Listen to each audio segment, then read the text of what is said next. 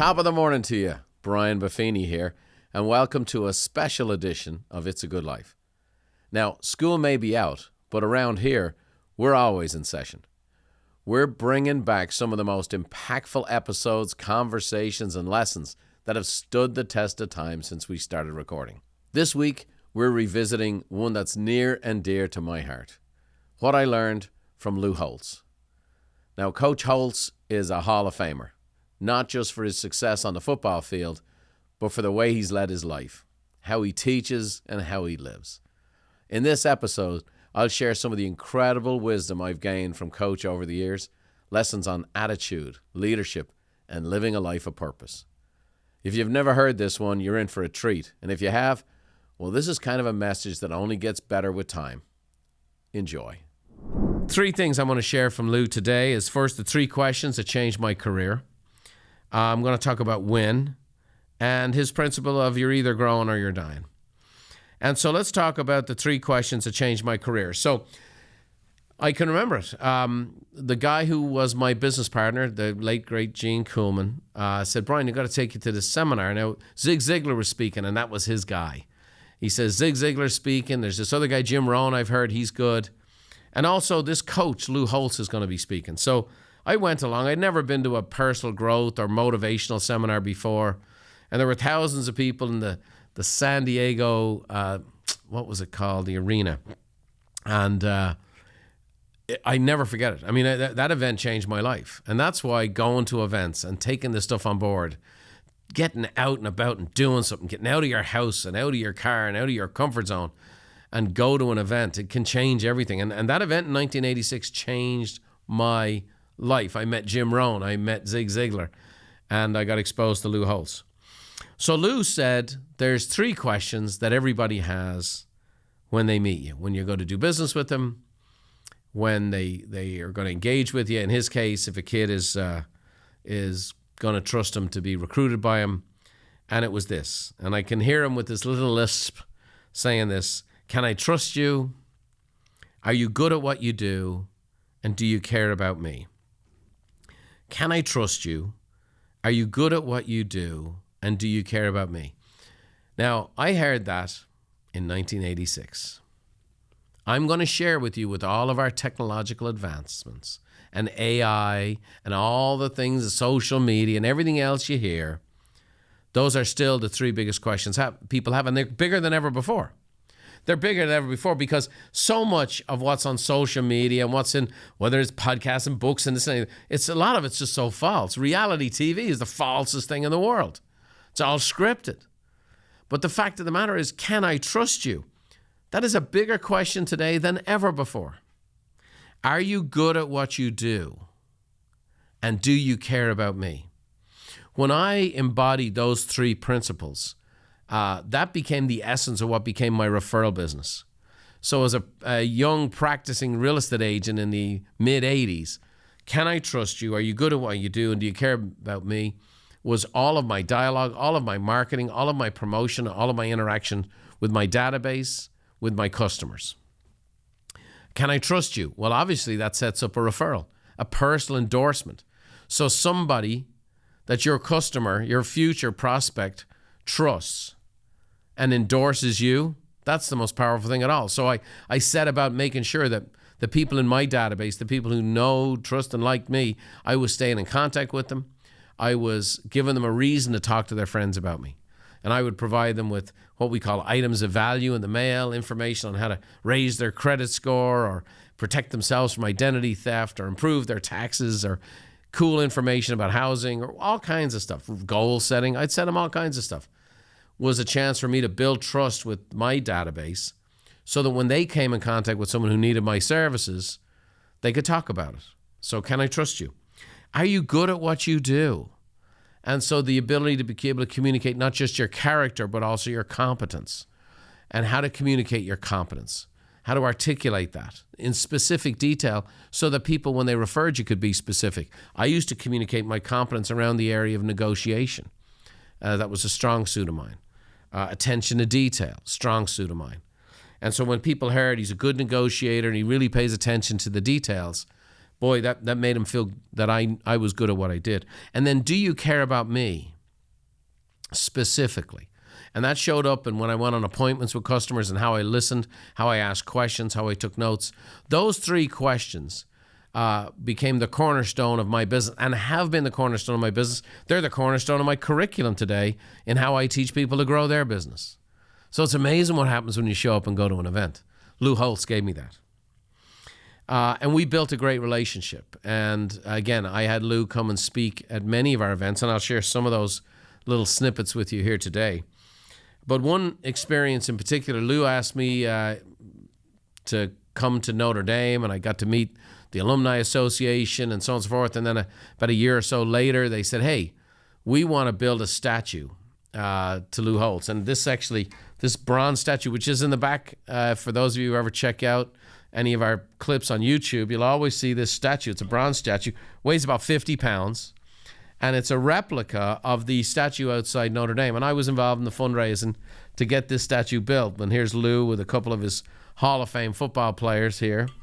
And so I went out to Notre Dame for the unveiling of the statue. They gave me this beautiful trophy. And on the way home, it turned out that was the night our house burned down in a fire. And we got in late from Notre Dame. We have 6 young kids. Basically, the fire department shows up and you got to leave. And we had to leave in the middle of the night. And the house burned down, lost all of our possessions and memorabilia and everything else. The only reason I had this is I had it on my plane with me. And so I'm about to share a story that I told at a live event. So Lou, his heart went out to me about losing the house and so on and so forth. And he asked me for about a year and a half. Hey, he knew I was a golfer. My brother was a golfer. My dad was a golfer back in Ireland. And Lou's a member at Augusta in Georgia, the Masters. The holy grail for any golfer in the world. And he kept asking me to go out and play and go out and play and go out and play.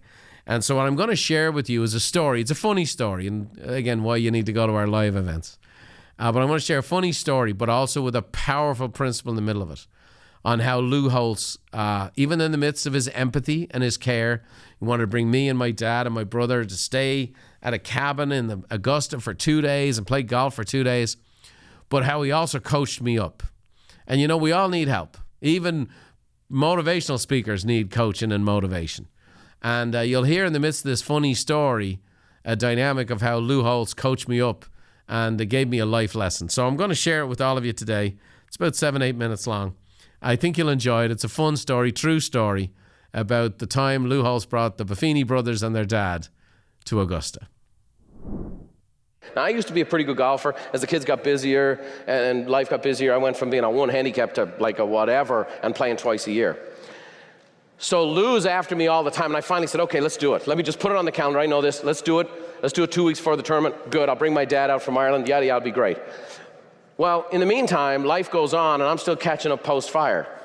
My golf clubs were in my Mercedes that burned to the ground. I don't have a set of golf clubs.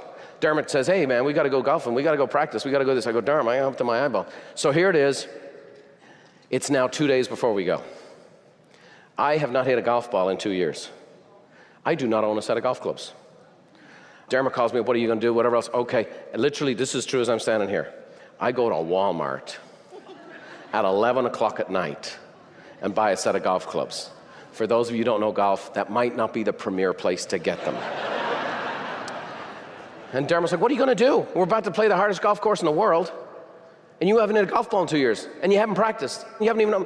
I said, here's my plan. I'm going to cram. Used to do this in college.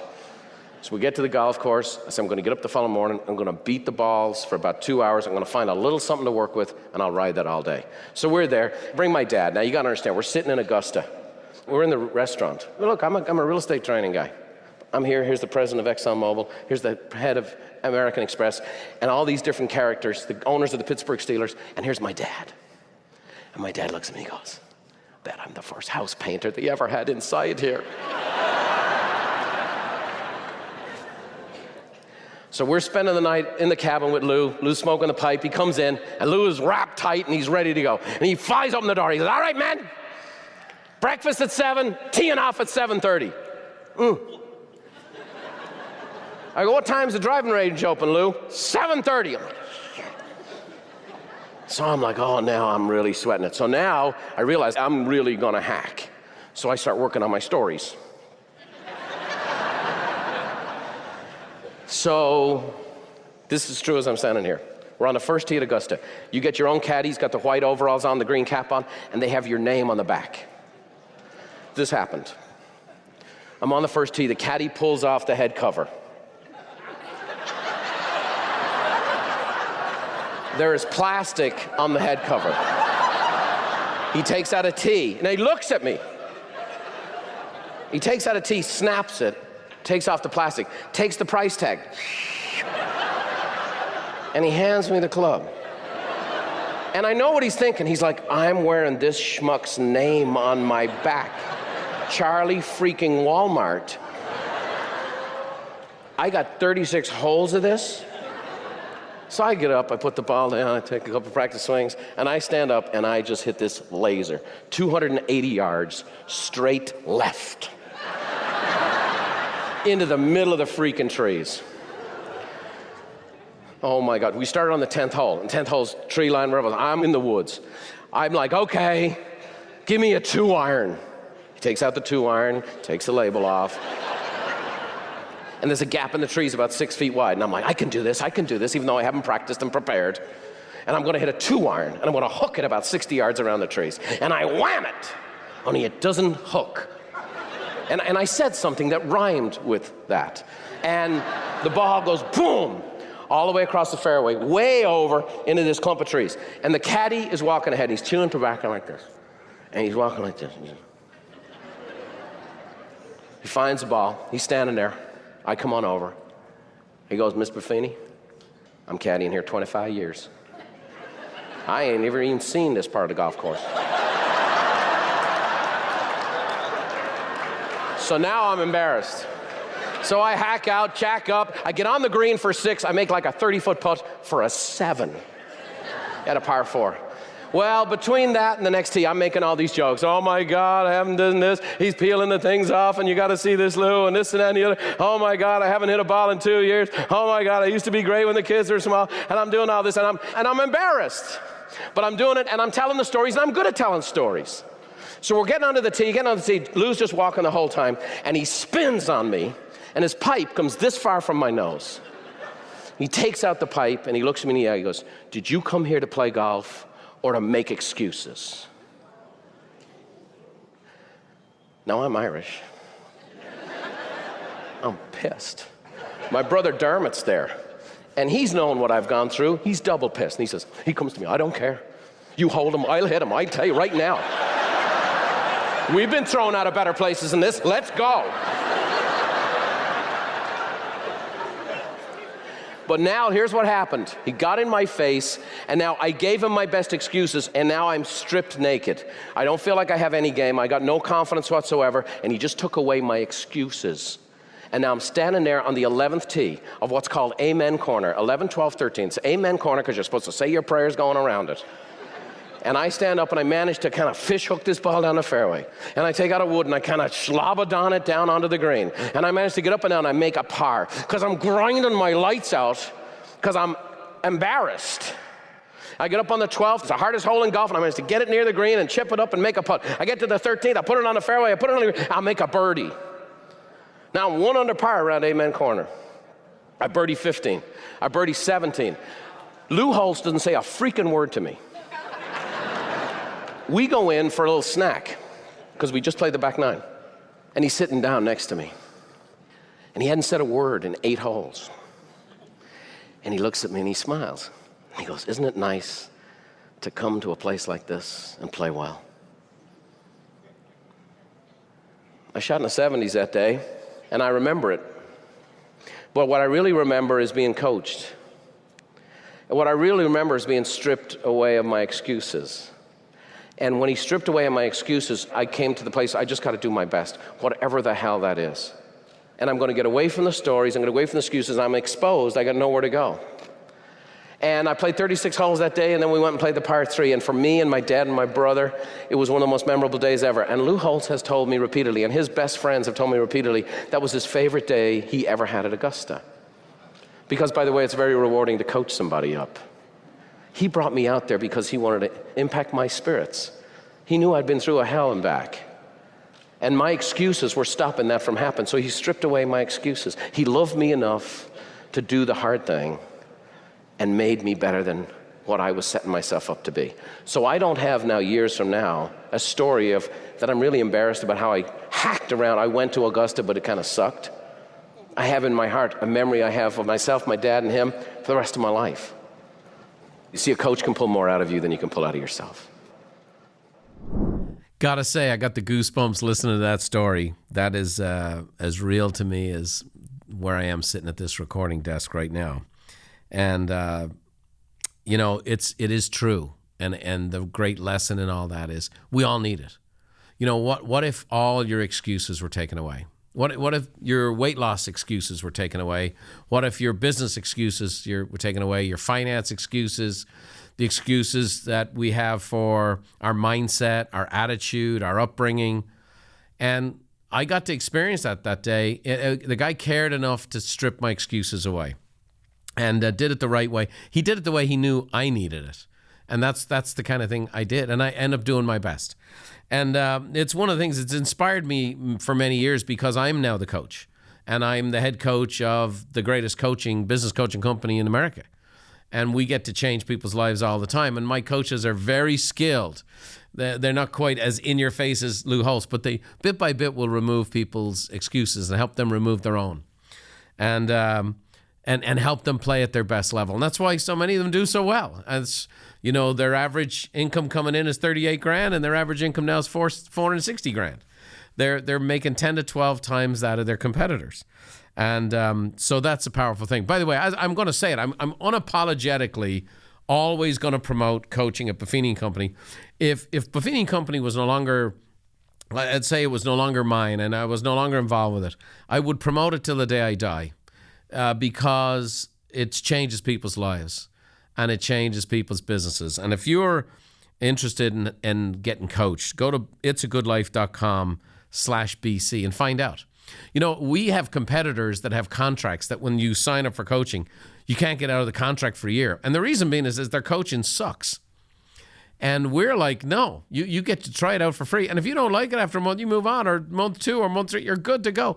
But we know that people have a special experience. That's why people stay with us for years and years and years, because their business continues to grow. They continue to grow. In our business, we have up to 7 times the retention rate of any of our competitors. So we don't have to lock people into contracts that they can't get out of because the coaching really works. And coaching works on me, it works on you, it works on us all.